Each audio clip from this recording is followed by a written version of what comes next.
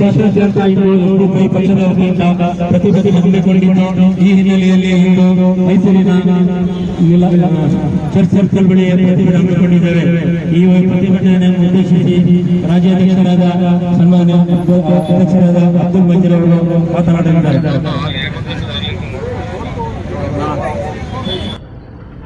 ಇಡಿ ಸಂಸ್ಥೆಯ ಮೂಲಕ ಒಕ್ಕೂಟ ಸರ್ಕಾರ ಏನು ಬಂಧನ ಮಾಡಿಸಿದೆ, ಆ ಬಂಧನವನ್ನ ಖಂಡಿಸಿ ಇಡೀ ರಾಷ್ಟ್ರಾದ್ಯಂತ social democratic party of India ತನ್ನ ಪ್ರತಿಭಟನೆಯನ್ನ ಹಮ್ಮಿಕೊಂಡಿದೆ. ಇದು 2014ರಲ್ಲಿ ಮೋದಿ ನೇತೃತ್ವದ ಸರ್ಕಾರ ಬಂದ ನಂತರ ಯಾರೆಲ್ಲ ವಿರೋಧ ಪಕ್ಷದ ನಾಯಕರನ್ನ ಯಾರು ಇವರ ಬಗ್ಗೆ ಧ್ವನಿ ಎತ್ತುತ್ತಾರೋ, ಯಾರು ಇವರ ಜನವಿರೋಧಿ ನೀತಿಗಳನ್ನ ವಿರೋಧಿಸಿ ಮಾತಾಡ್ತಾರೋ, ವಿರೋಧಿಸಿ ಹೋರಾಟವನ್ನ ಸಂಘಟಿಸ್ತಾರೋ ಅವರನ್ನೆಲ್ಲ ತನ್ನ ತನಿಖಾ ಸಂಸ್ಥೆಗಳು NIA, EDಯ ಮೂಲಕ ಬಂಧನ ಮಾಡಿರುವುದನ್ನು ನಾವು ನೋಡಿದ್ದೀವಿ. ಅದು ಕಾಂಗ್ರೆಸ್ನ ನಾಯಕರಾದ ಚಿದಂಬರಂ ಇರ್ಬೋದು, ಅದು DK ಶಿವಕುಮಾರ್ ಇರ್ಬೋದು, ಆಮ್ ಆದ್ಮಿ ಪಾರ್ಟಿ ಅರವಿಂದ್ ಕೇಜ್ರಿವಾಲ್ ಇರ್ಬೋದು, ಅದೇ ರೀತಿ ಹಲವಾರು ನಾಯಕರನ್ನ ಇವರುಗಳು ಬಂಧಿಸಿರುವುದನ್ನ ನಾವು ನೋಡಿದ್ವಿ. ಯಾಕೆಂತ ಹೇಳಿದ್ರೆ ವಿರೋಧಿ ಧ್ವನಿಯನ್ನ, ಭಿನ್ನಮತೀಯ ಧ್ವನಿಯನ್ನ, ವಿಪಕ್ಷದ ಧ್ವನಿಯನ್ನ ಅಡಗಿಸುವಂತ ಕೆಲಸ. ಇದು ರಾಜಕೀಯ ಅಲ್ಲ, ಇದು ರಾಜಕೀಯದ ಕುತಂತ್ರ. ನೇರವಾಗಿ ಸಿದ್ಧಾಂತದ ಮೂಲಕ ರಾಜಕೀಯ ಮಾಡದ, ಸಿದ್ಧಾಂತದ ಮೂಲಕ ಎದುರಿಸದ, ಪ್ರಶ್ನೆಗಳನ್ನು ಉತ್ತರಿಸಲಾಗದ ಹೇಳಿ ಸರ್ಕಾರಗಳು ಮಾತ್ರ ಇದನ್ನ ಮಾಡಲಿಕ್ಕೆ ಸಾಧ್ಯ ಅಂತ ಹೇಳ್ತಾರೆ. ಶೇಮ್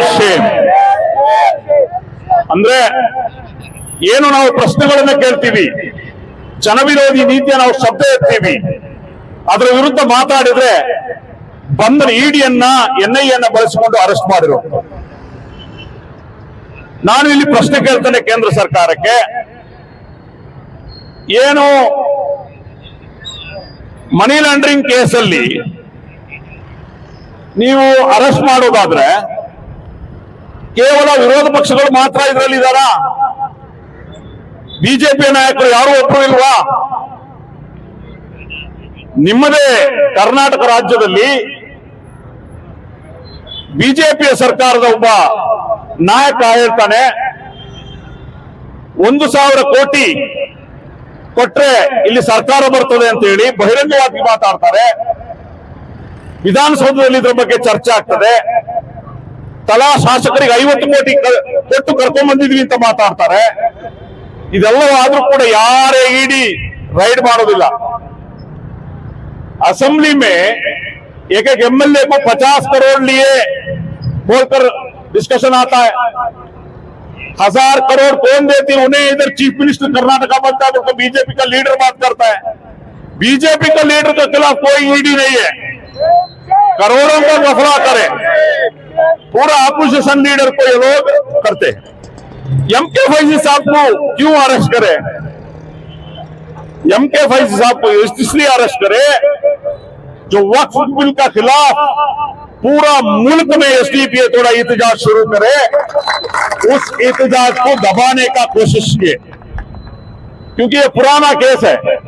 हालांकि MK फैजी साहब 3 दिन लगातार ED के पास जाकर ED को क्या क्या डॉक्यूमेंट होना, कितने साल का डॉक्यूमेंट होना, पूरा डॉक्यूमेंट दिखाकर, पूरा अकाउंट्स दिखाकर, पूरा 3 दिन कंप्लीट 3 दिन ED ऑफिस में बैठ को पूरा इंक्वायरी फेस कर पहुंची.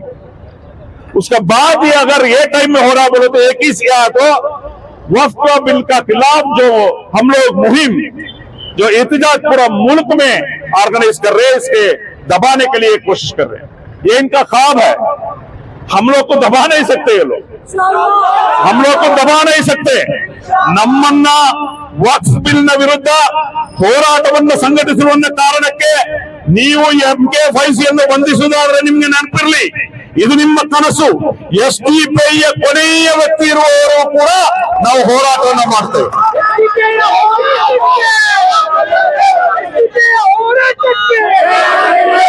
एसडीपीआई का आखिरी कारकुन अगर बचा है वो भी आवाज उठाएगा. जेलों स्थिका को हम लोग डराओ मत, क्योंकि हम लोग अहद कर आ रहे हैं.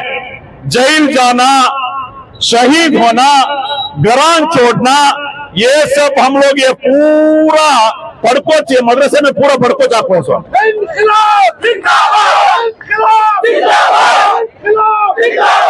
ಜೈಲಿನ ಮೂಲಕ ಬಂದರದ ಮೂಲಕ ನೀವು ಹೆದರಿಸುವುದಾದ್ರೆ ಆ ಹೆದರಿಕೆಯನ್ನು ನಾವು ಒಬ್ಬರು ನಮಗೆ ಗೊತ್ತಿದೆ. ಹೋರಾಟದಲ್ಲಿ ಜನಪರ ಹೋರಾಟದಲ್ಲಿ ಜೈಲ್ ಅನ್ನುವಂಥದ್ದು ಬಂಧನ ಅನ್ನುವಂಥದ್ದು ಕಾಮನ್ ಇದೆ. ಯಾಕಂದ್ರೆ ಇತಿಹಾಸದಿಂದ ಪಾಠ ಕಲಿತವ್ರು ನಾವು, ಇತಿಹಾಸದಿಂದ ಪಾಠ ಕಲಿತವ್ರು ನಾವು.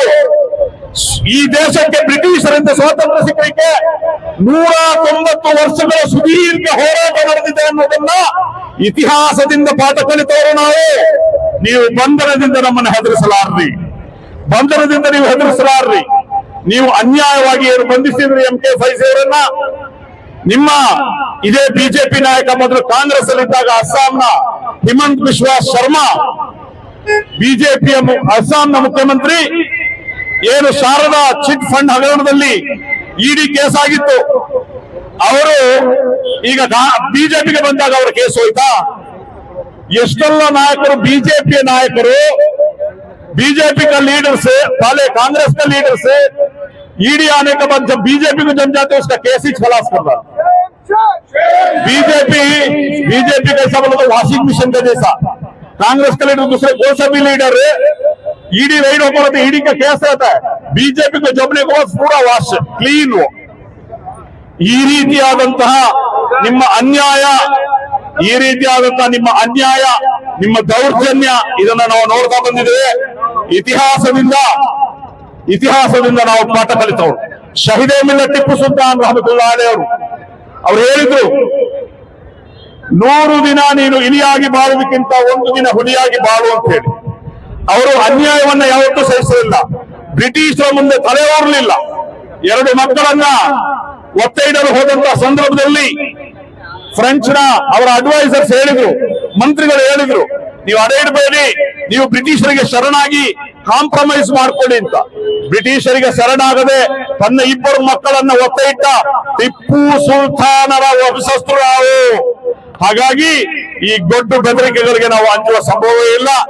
ಜೈಲು ಅನ್ನುವಂಥದ್ದು ನಮ್ಮ ಜೀವನದ ಭಾಗ, ಬಂಧನ ಅನ್ನುವಂಥದ್ದು ನಮ್ಮ ಜೀವನದ ಭಾಗ, ಹೋರಾಟ ಅನ್ನುವಂಥದ್ದು ನಮ್ಮ ಜೀವನದ ಭಾಗ. हमारी जिंदगी का एक हिस्सा है जेल समझो, हमारे जिंदगी का एक हिस्सा है जेल समझो. ಜೈಲೊಂದಿಗೆ तो हम लोग को डराने का कोशिश मत करो.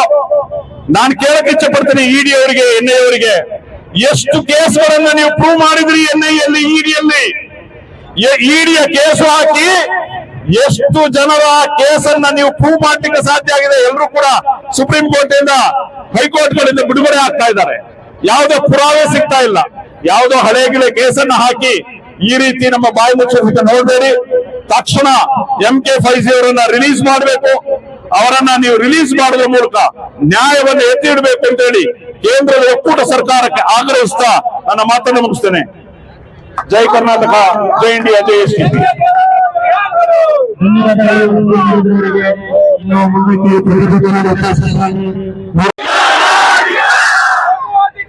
ಬಿಜೆಪಿ ಸರ್ಕಾರಕ್ಕೆ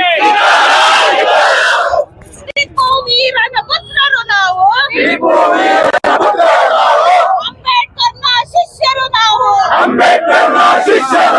ಟಿಪ್ಪು ವೀರನ ಪುತ್ರರು ನಾವು,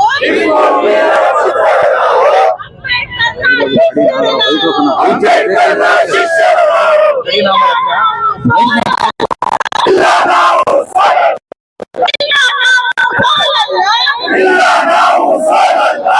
ಅಂತಿಮ ವಿಜಯ ನಮಗೆಲ್ಲ, ಅಂತಿಮ ವಿಜಯ ನಮಗೆಲ್ಲ.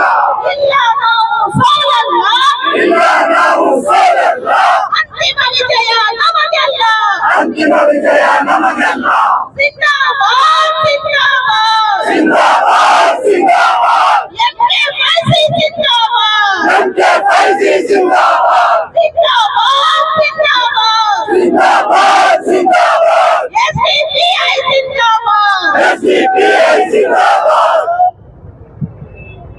Social democratic party of India के नेशनल प्रेसिडेंट जनाब एम.के. फैजी साहब को आज ईडी ने नाहक अरेस्ट किया है। ये एक बीजेपी सरकार की नाकामी है। बीजेपी आरएसएस हमारे जो मुसलमानों की वक्फ की प्रॉपर्टी है, ये वक्फ की प्रॉपर्टी को ये लोग नाजायज बिल लाकर कब्जा करना चाहते हैं। तो इस मुल्क में कई अपोजिशन पार्टियां, कई मिल्ली समाजी दीनी तंजीमें हैं, ये सब उस काले कानून के खिलाफ आवाज नहीं उठा रही थी। तो अल्हम्दुलिल्लाह पूरे मुल्क में कश्मीर से कन्याकुमारी तक, बंगाल आसाम से लेकर गुजरात तक, खित्ते खित्ते में social democratic party of India ने वक्फ बिल के खिलाफ पार्लियामेंट से लेकर गली चौराहों तक इस बिल की मुखालिफत की। तो ईडी को सामने रखकर ये बीजेपी और आरएसएस ने हथकंडा अपनाते हुए इन्होंने हमारे नेशनल प्रेसिडेंट एम.के. फैजी को गिरफ्तार किया। और इनको गिरफ्तार कर बीजेपी ये चाहती है कि एसडीपी के आवाज को दबा दिया जाए। मैं पूरे बीजेपी सरकार को कहना चाहता हूँ, तुम एम.के. फैजी को नहीं, हमारे एक एक कैडर को भी बंद कर लोगे तो इंशाल्लाह एसडीपी के कैडर खामोश नहीं बैठेगा। हम एसडीपी में डर कर नहीं आए हैं, एसडीपी में हम खौफ खाकर नहीं आए हैं। मैं सबसे पुलिस से कहना चाहता हूँ, हम किसी से डरते नहीं, हम हथकड़ी जेल से डरते नहीं, हम यहाँ तक कि अपनी जान देने से डरते नहीं, हम शहीद होने से डरते नहीं। हम इस मुल्क की हिफाजत के लिए आए हैं, हम इस मुल्क की बखा के लिए आए हैं, हम इस मुल्क के दस्तूर की लड़ाई लड़ने के लिए आए हैं। अब इस मुल्क को देश के लिए उसकी कोशिश को नाकाम करने के लिए सोशल डेमोक्रेटिक पार्टी कारकुन रास्तों पर उतरेगा।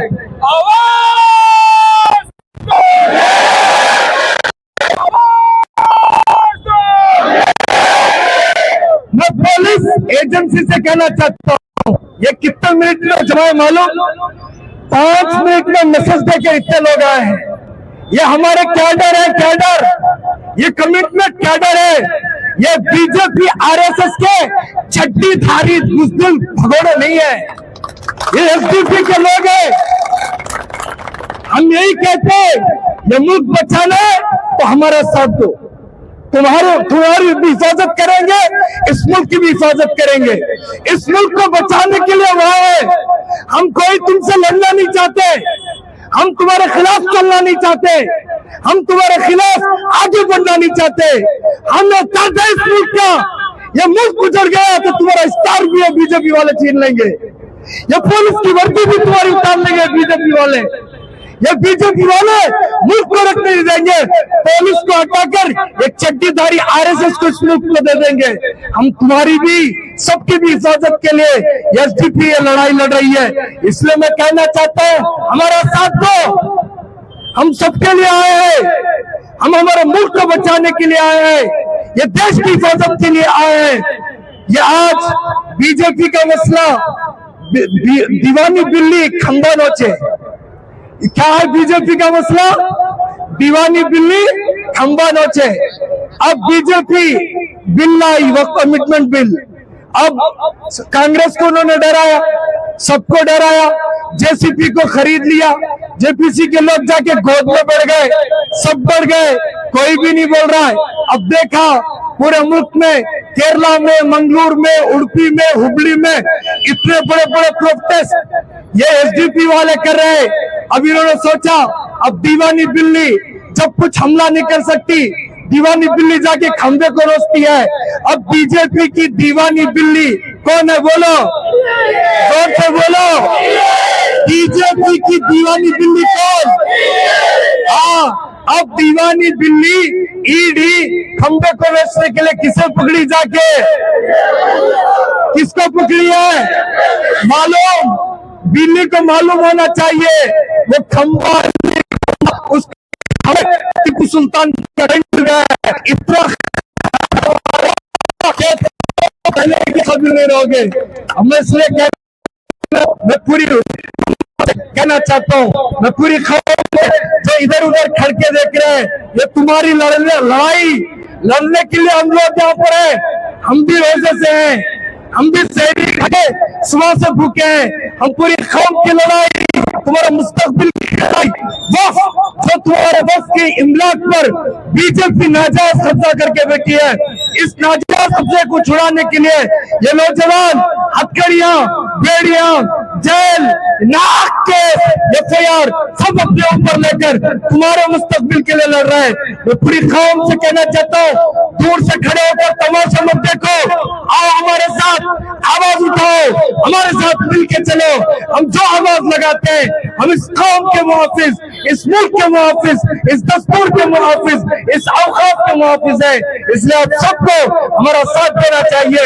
फिर मैं कहना चाहता हूँ, ED, NIA, CBI, ये जो कुछ भी एजेंसियां हो, अगर ये मुल्क के दस्तूर के मुताबिक चले तो हम वेलकम करते हैं। अगर तुम नहीं चले, हम ये जूते की नोक पे तुम्हारी एजेंसियों की पॉलिसियों को रखते हैं। याद रखो,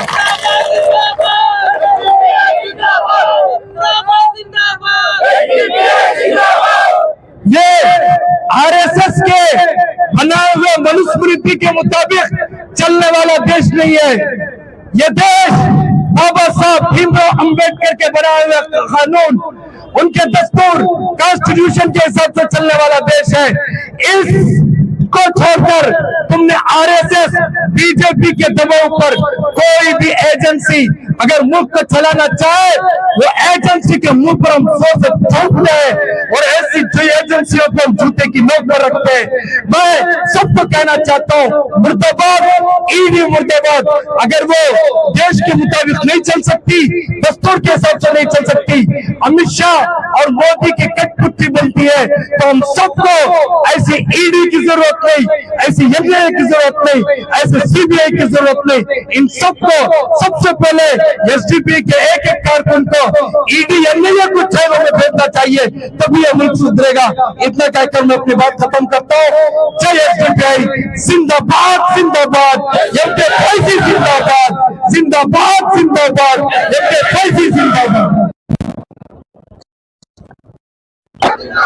MK फैजी जिंदाबाद,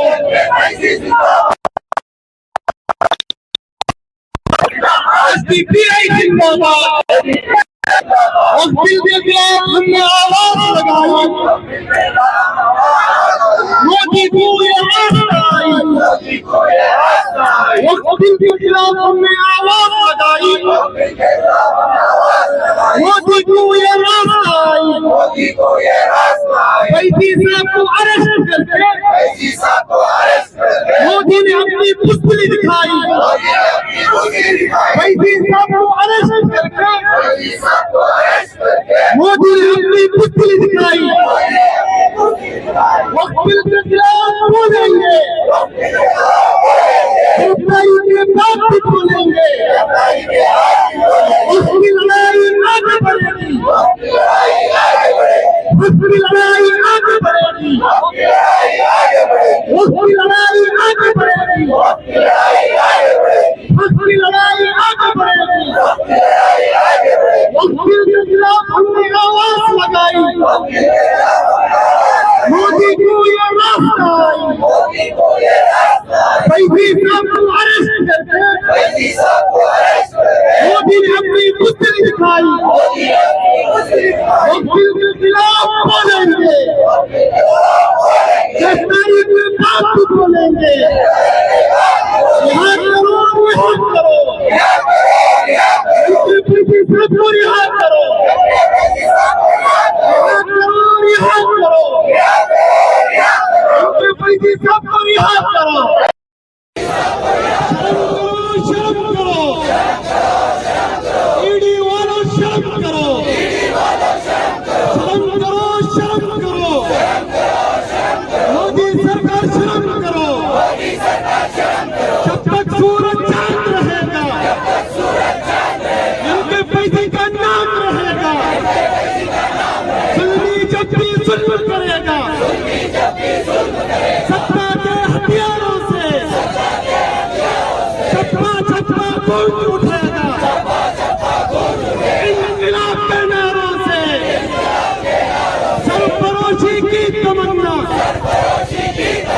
हमारे दिल में है,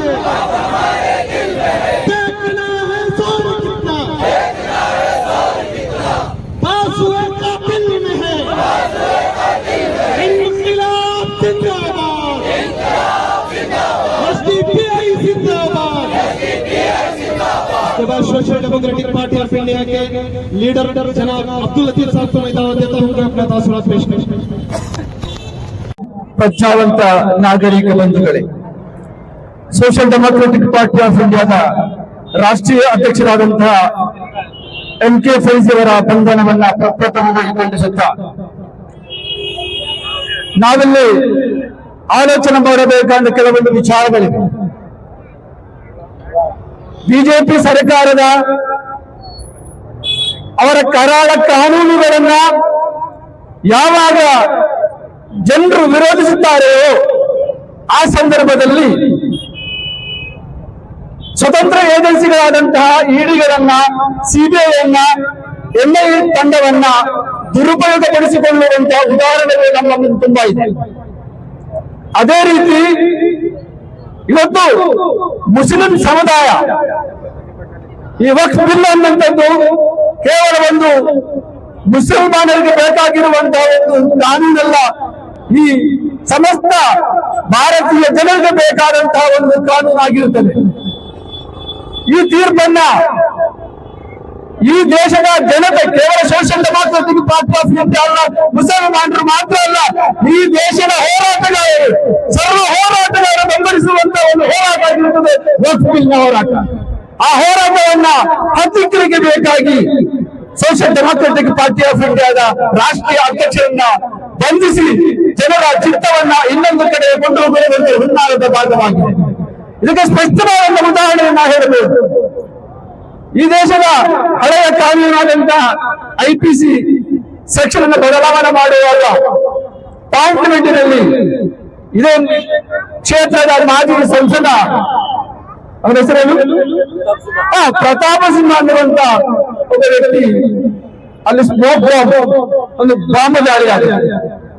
ಅದರ ನಂತರ ಕೇವಲ 10 ದಿನಗಳಲ್ಲಿ ರಾಜ್ಯಸಭೆಯಲ್ಲಿ, ಪಾರ್ಲಿಮೆಂಟ್ ಅಲ್ಲಿ ಅಂಗೀಕಾರವಾಗಿ ರಾಷ್ಟ್ರಪತಿ ಅಂಕಿತ ಹಾಕಿ ಈ ದೇಶದ ಹಳೆಯ ಕಾನೂನನ್ನ ಚೇಂಜ್ ಮಾಡಿದಂತಹ ಆ ಕೀರ್ತಿ ಬಿಜೆಪಿಗೆ ಸಲ್ಲಬೇಕು ಅಂತ ಹೇಳಿದ್ರೆ ನಾವೆಲ್ಲ ಈ ಸಾಮಾನ್ಯ ಜನತೆ ಚಿಂತನೆ ಮಾಡಬೇಕಾದದ್ದು ಹೋರಾಟಗಾರರ ಧ್ವನಿಯನ್ನು ಹತ್ತಿಕ್ಕುವಂತ ಈ ಬಿಜೆಪಿಯ ಈ ಸಂಘಬದ್ಧವಾದ ಹುನ್ನಾರವನ್ನ ನಾವೆಲ್ಲರೂ ಸೇರಿ ಅದನ್ನ ಮುರಿಯಲ್ಲ ಅಂತ ಹೇಳಿ ಆದ್ರೆ ಮುಂದಿನ ದಿನಗಳಲ್ಲಿ ಈ ರಾಷ್ಟ್ರಕ್ಕೆ ಕೇವಲ ಜನರಿಗೆ ಮಾತ್ರ ಅಲ್ಲ, ಇಲ್ಲಿರುವಂತಹ ಮಾಧ್ಯಮ, ಇಲ್ಲಿರುವಂತಹ ಪೊಲೀಸ್ ವ್ಯವಸ್ಥೆ, ಇಲ್ಲಿರುವಂತಹ ಮಿಲಿಟರಿ ವ್ಯವಸ್ಥೆ, ಇಲ್ಲಿರುವಂತಹ ಸಾಮಾನ್ಯ ವರ್ಗದ ಜನತೆಗೆ ಈ ಬಿಜೆಪಿಯಿಂದ ತುಂಬಾ ಅಪಾಯಕಾರಿಯಾದಂತಹ ಕಾನೂನುಗಳು ಜಾರಿಗೆ ಬರಲಿಕ್ಕಿದೆ.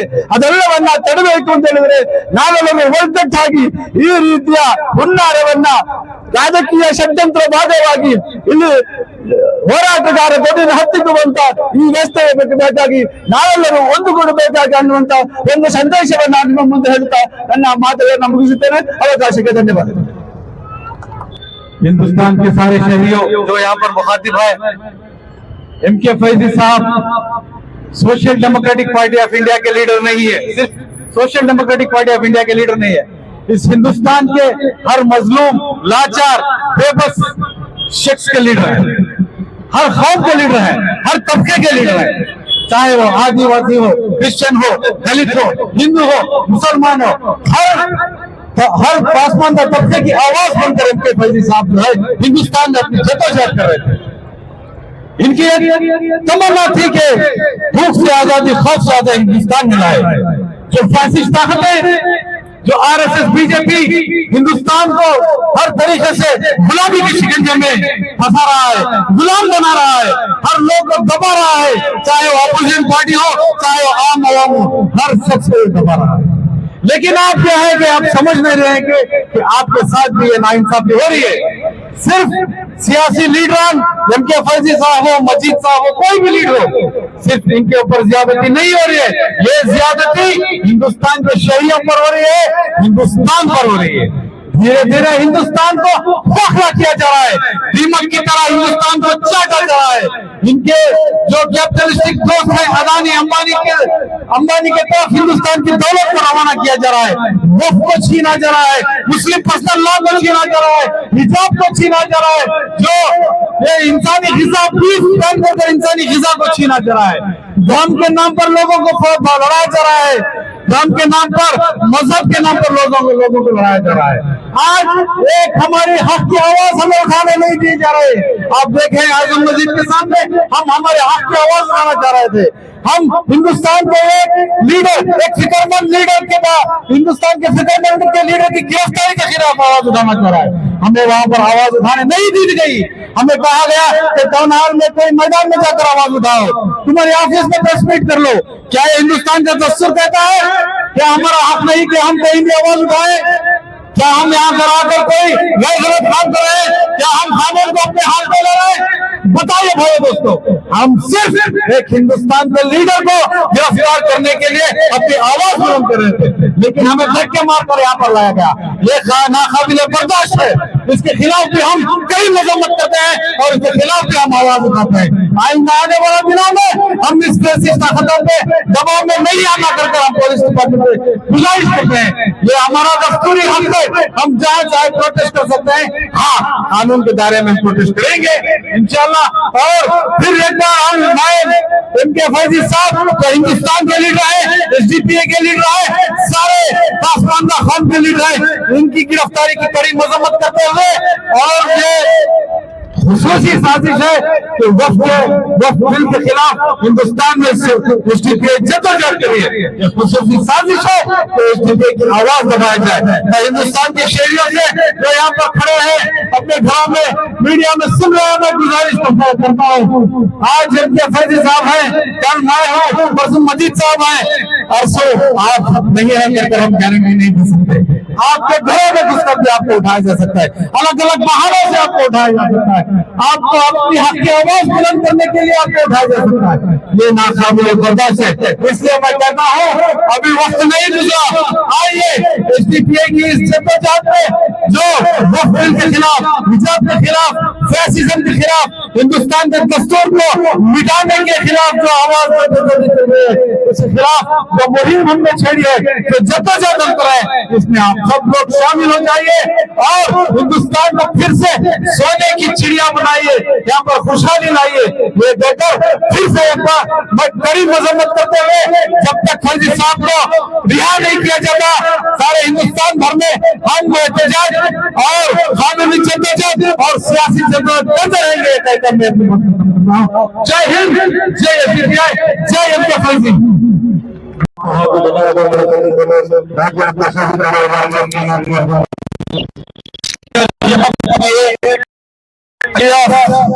ಭಾರತೀಯ ವಾಷಿಂಗ್ ಮಿಷಿನ್ ಫ್ಯಾಕ್ಟರಿ ಅಲಿಯಾಸ್ ಭಾರತದ ಸಂವಿಧಾನ ವಿರೋಧಿ ಪಾರ್ಟಿ ನಿನ್ನ ಈ IT ED ಜೈಲು ಈ ಬೆದರಿಕೆಗಳಿಗೆ ಬಗ್ಗಲು social democratic party of India ಏನಿದೆ, ಇದು ಇತರೆ ಪಾರ್ಟಿಗಳಂತೆ ಅಂಜುಬುರುಕ ಪಾರ್ಟಿ ಅಲ್ಲ, ಭ್ರಷ್ಟಾಚಾರಿ ಪಾರ್ಟಿ ಅಲ್ಲ, ಕಪ್ಪು ಹಣ ಕುಳಿತಿರುವ ಪಾರ್ಟಿ ಅಲ್ಲ. ಭಾರತದ ಸಂವಿಧಾನದ ಉಳಿವಿಗಾಗಿ ಸಂವಿಧಾನಬದ್ಧವಾಗಿ ಹೋರಾಟ ಮಾಡ್ತಾ ಇರುವಂತಹ ಪಾರ್ಟಿ.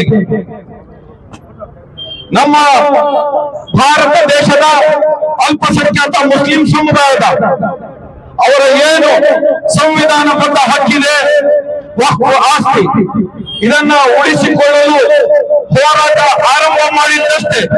ಇದಕ್ಕಾಗಿ ನೀನು ಸುಳ್ಳು ಆರೋಪ ಹೊರಿಸಿ ನಮ್ಮ ರಾಷ್ಟ್ರೀಯ ಅಧ್ಯಕ್ಷರನ್ನ, ದೇಶದ ಒಬ್ಬ ಹಿರಿಯ ಮುಸ್ಲಿಂ ಮುಖಂಡನನ್ನ ಸುಳ್ಳು ಆರೋಪ ಹೊರಿಸಿ ನೀನು ಜೈಲಿಗೆ ಹಾಕ್ತೀಯ ಅಂತಂದ್ರೆ, ಆ ಮೂಲಕ ನೀನು ಈ ಹೋರಾಟ ಹತ್ತಿಕ್ತೀಯ ಅಂತ ತಿಳ್ಕೊಂಡ್ರೆ ಅದು ನಿನ್ನ ಹಗಲುಗನಸು.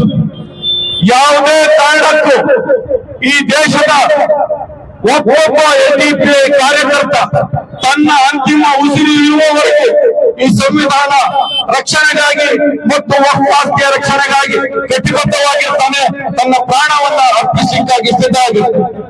ನೀನು ಎಷ್ಟೇ ಜೈಲಿಗೆ ತಳ್ಳು, ಎಷ್ಟೇ ಕೇಸ್ ಹಾಕು, ಎಷ್ಟೇ ಬೆದರಿಕೆ ಉಂಟು, ಒಂದು ಇಂಚು ಕೂಡ ಹಿಂದೆ ಸರಿಯುವ ಮಾತೇ ಇಲ್ಲ. ನಮ್ಮ ಸಾಂವಿಧಾನಿಕ ಹಕ್ಕು ಉಳಿವಿಗಾಗಿ, ಭಾರತದ ಸಂವಿಧಾನದ ಉಳಿವಿಗಾಗಿ ಯಾವುದೇ ಜೈಲಿಗೆ ಹೋಗಲು ಸಿದ್ಧ, ಯಾವುದೇ ಕೇಸ್ ಎದುರಿಸಲು ಸಿದ್ಧ. ಈ ನಮ್ಮ ಹೋರಾಟ ಈಗಷ್ಟೇ ಆರಂಭಗೊಂಡಿದೆ. ಎಷ್ಟು ಜನರನ್ನು ನೀನು ಜೈಲಿಗೆ ತರ್ತೀಯ? ನಿನ್ನ ಜೈಲುಗಳು ಸಾಕಾಗೋದಿಲ್ಲ. ನಮ್ಮ ಕಿಂಚಿತ್ ಹೋರಾಟದ ಒಂದಿನಿತು ಕಿಚ್ಚನ್ನು ನೀನು ದಮನ ಮಾಡಲು ಸಾಧ್ಯ. ಏನು ನಮ್ಮ ರಾಷ್ಟ್ರೀಯ ಅಧ್ಯಕ್ಷರಾದ ಫೈಜಿ ಸಾಬ್ ಅವರ ವಿರುದ್ಧ ಸುಳ್ಳು ಆರೋಪಗಳನ್ನು ಹೊರಿಸಿ ಬಂಧನ ಮಾಡಲಾಗಿದೆ. ಆ ಮೂಲಕ ಪ್ರಜಾಸತ್ತಾತ್ಮಕ ಹೋರಾಟಗಳನ್ನ ದಮನ ಮಾಡಲು ಹೋಗಿರುವಂತಹ ಬಿಜೆಪಿ ಸರ್ಕಾರಕ್ಕೆ ಧಿಕ್ಕಾರ ಹೊರತಾ ಈ ಹೋರಾಟ ಕೇವಲ ಆರಂಭ ಆಗಿದೆ, ಅಷ್ಟು ಮಾತ್ರ ಎಚ್ಚರಿಕೆ ನೀಡುತ್ತಾ ನನ್ನ ಮಾತನ್ನು ಮುಗಿಸ್ತೇನೆ. ಬಂದಿರುವಂತಹ ಎಲ್ಲ ನನ್ನ ಸಹೋದರರಿಗೂ ಸಹೋದರಿಯರಿಗೂ ಎಸ್ಡಿಪಿಐ ಮೈಸೂರು ಜಿಲ್ಲಾ ಸಮಿತಿ ವತಿಯಿಂದ ಧನ್ಯವಾದಗಳನ್ನು ಹೇಳ್ತೇನೆ. ವಿಶೇಷವಾಗಿ ನಮ್ಮ ರಾಜ್ಯಾಧ್ಯಕ್ಷರು ಹಾಗೂ ಜಿಲ್ಲಾಧ್ಯಕ್ಷರು ಪದಾಧಿಕಾರಿಗಳಿಗೆ ಧನ್ಯವಾದಗಳನ್ನು ಹೇಳ್ತಾ ನನ್ನ ಮಾತನ್ನು ಮುಗಿಸ್ತೇನೆ. ಈ ಕಾರ್ಯಕ್ರಮಕ್ಕೆ ಸಹಕರಿಸಿದ ಪೊಲೀಸ್ ವ್ಯವಸ್ಥೆಗೂ ಮತ್ತು ಬಂದಿರತಕ್ಕಂತಹ ಮಾಧ್ಯಮಗಳಿಗೂ ಧನ್ಯವಾದಗಳನ್ನು ಹೇಳ್ತಾ ಈ ಕಾರ್ಯಕ್ರಮದ ಅಂತ್ಯವನ್ನು ಘೋಷಿಸುತ್ತೇನೆ. ಜೈ ಹಿಂದ್, ಜೈ ಹಿಂದ್.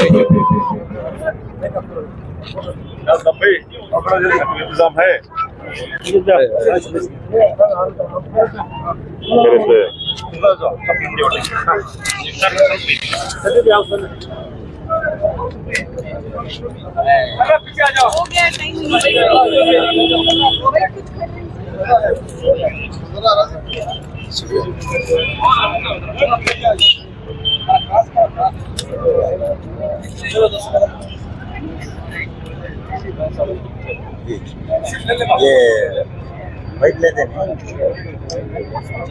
मुर्दाबाद मुर्दाबाद ईडी मुर्दाबाद मुर्दाबाद मुर्दाबाद ईडी मुर्दाबाद रिहा करो उनके फैजी साहब को रिहा करो उनके